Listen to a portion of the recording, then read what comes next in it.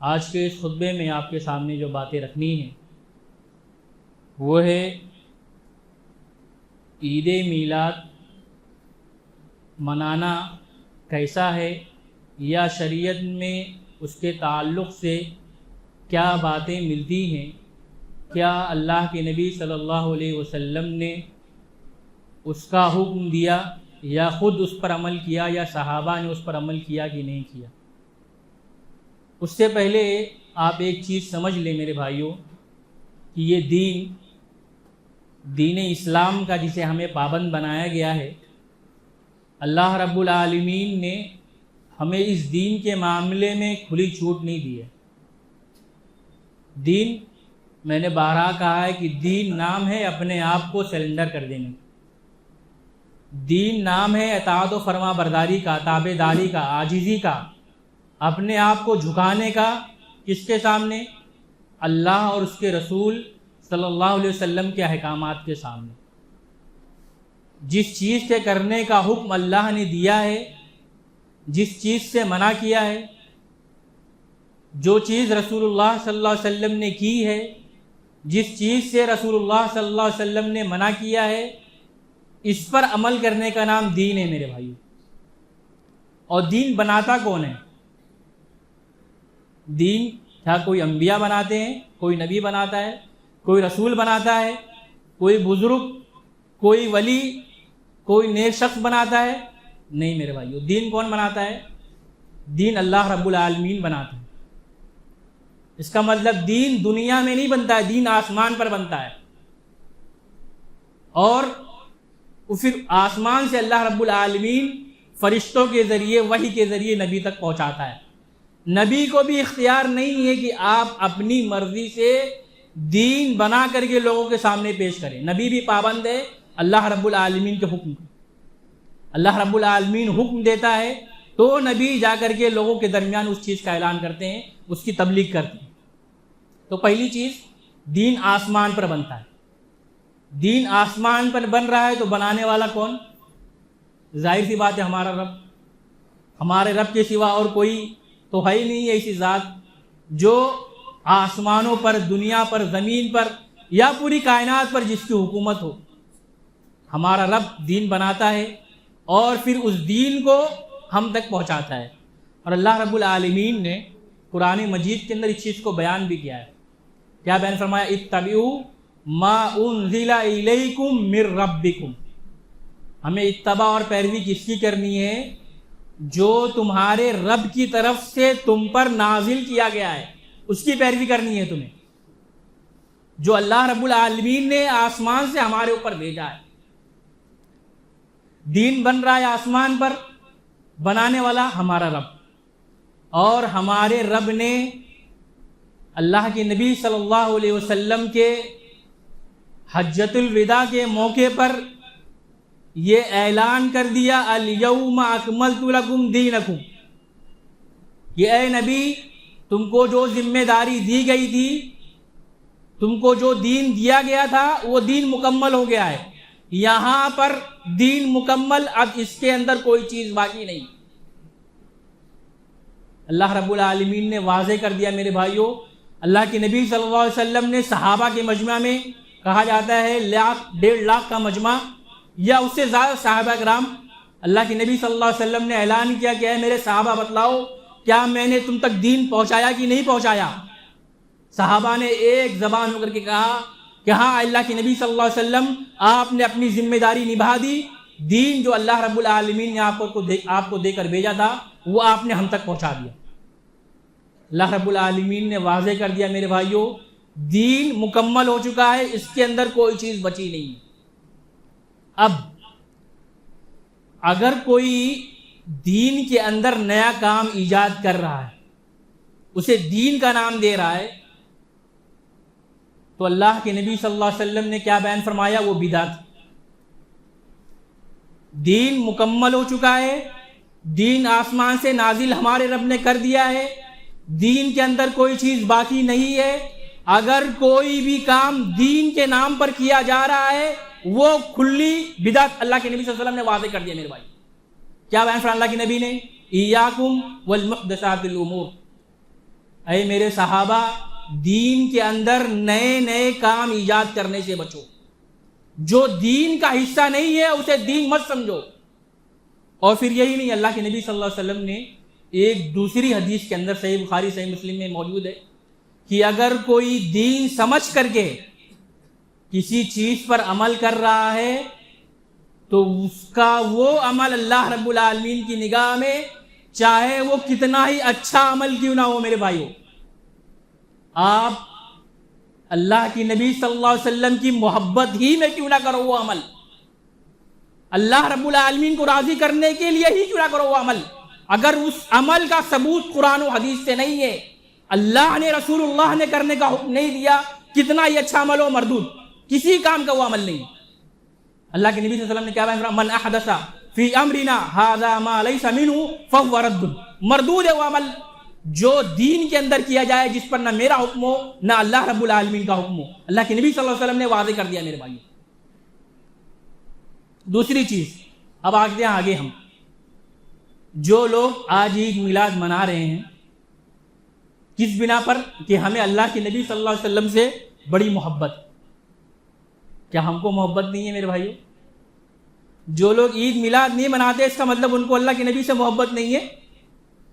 محبت ہمیں بھی ہے اور یقیناً آپ کو محبت ہوگی، ہم اس کا انکار نہیں کرتے، لیکن میں نے بتایا دین نام ہے سیلنڈر کرنے کا، ہم محبت ویسی کرتے ہیں جیسے صحابہ نے کی، ہم نبی سے محبت ویسی کرتے ہیں جیسے اللہ نے حکم دیا ہے، جیسے رسول اللہ نے ہمیں کرنے کا حکم دیا ہے، ہم اپنی منمانی نہیں کرتے اس کے اندر، ہم اللہ کے نبی سے محبت میں بھی اپنی منمانی نہیں کرتے میرے بھائی۔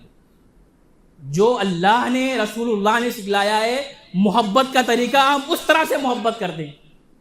یہ کون سی محبت ہے میرے بھائیوں کہ اپنی طرف سے جو سمجھ میں آ رہا ہے آدمی کیے جا رہا ہے، اور دیکھو ہر سال بدعت، اسی سے پتہ چلتا ہے کہ یہ بدعت ہے کیونکہ اس کے اندر ہر سال کچھ نہ کچھ اضافہ ہوتا رہتا ہے، کچھ نہ کچھ نئی چیز اس کے اندر آتی رہتی ہے۔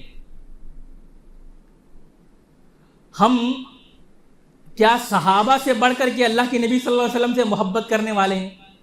ہر کوئی اپنے بارے میں سوچے میرے بھائیوں، کیا ہم واقعی معنوں میں صحابہ سے بڑھ کر اللہ کے نبی صلی اللہ علیہ وسلم سے محبت کرنے والے ہیں کہ نہیں؟ پھر ہمیں صحابہ کی زندگی دیکھنی چاہیے میرے بھائی کہ صحابہ نے اس پر عمل کیا کہ نہیں۔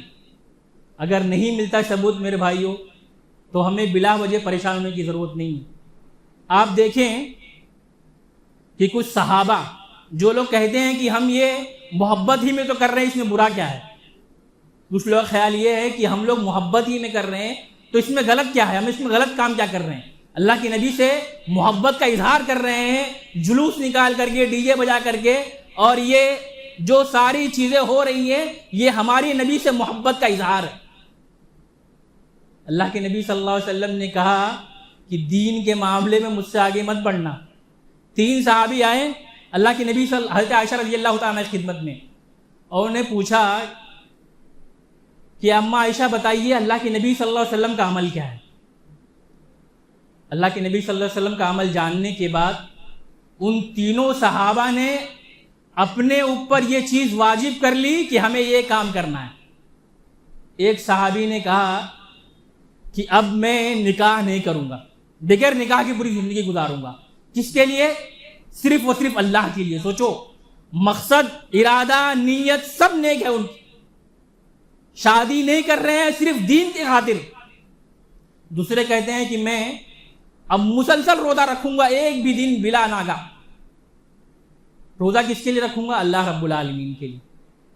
تیسرے صحابی کہ اب میں رات بھر عبادت کروں گا، سوؤں گا ہی نہیں، اپنی نیند قربان کرتا ہوں اللہ رب العالمین کے لیے۔